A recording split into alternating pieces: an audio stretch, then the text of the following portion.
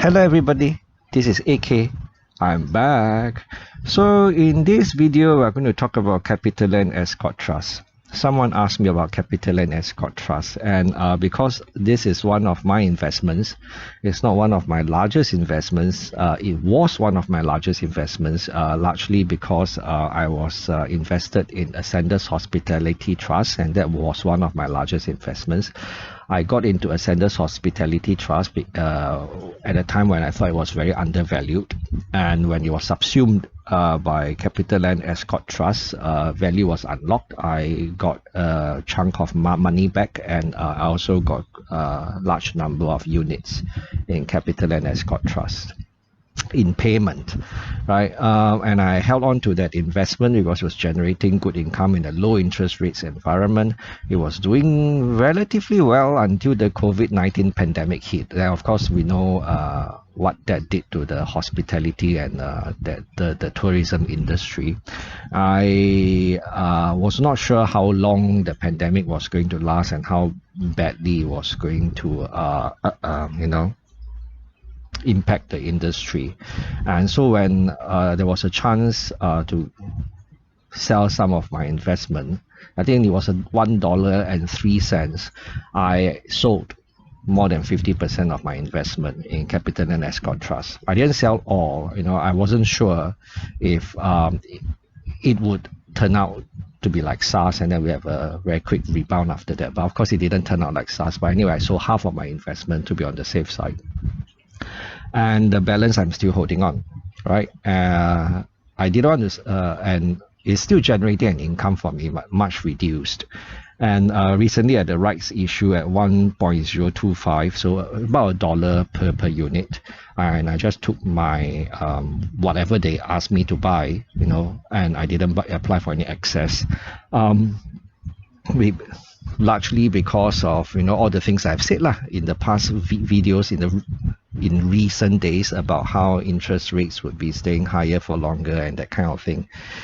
Okay, so just to be cautious. But to the person who asked me about CapitaLand Escort Trust, I'm only doing this because I have an interest in this trust. If it's not for if I didn't have an interest in this trust, I probably wouldn't look at it because I'm too lazy to look at new things, right? So if you ask me something about, is this stock good, is that stock good, and if I happen to be not invested in it, I'm not interested in it, I beg your pardon, but I'll just tell you I have no interest or I have no time to look at it. It's just me being lazy. Okay, so CapitaLand Escort Trust is now about 90+ cents per unit, and that is below its recent rights issue price of about $1, right? And the dividend yield is about 6%, right? And frankly speaking, I don't find that very attractive, right? I mean, to add to my investment or for the new investor I don't find that very attractive because I can get 6% from investing in OCBC, for example. And for CapitaLand Escort Trust to get a dividend yield of 6%, they have to pay 90% to 100% of their income in order to achieve a 6% distribution yield, whereas OCBC just has to pay 50% of their earnings to give that kind of dividend yield. And if we look at the PE ratio, the PE ratio is something like 20 times. 20 times PE ratio is not cheap. That probably puts it on par with Alibaba, right? 20 times PE ratio, and Alibaba is a tech stock, so but they'll say Alibaba is undervalued as a tech stock. So people invested in Alibaba will tell you that. But in CapitaLand Escort Trust at about 20 times P, and if you compare that with the P for DBS or OCBC and UOB, it's rather high, a PE ratio. But of course, people are saying now that there's a post-COVID-19 pandemic, there's reopening around the world, and CapitaLand Escort Trust would be a natural beneficiary as hospitality and tourism recover. There is a valid argument, and at 20 times forward P, I think if CapitaLand Escort Trust can grow its earnings by 10 to 20% per year, it would be spectacular, and then I wouldn't think it's expensive anymore. But the question is, can it grow by 10%, 20% per year? I mean, its earnings, can it grow 10 to 20% per year?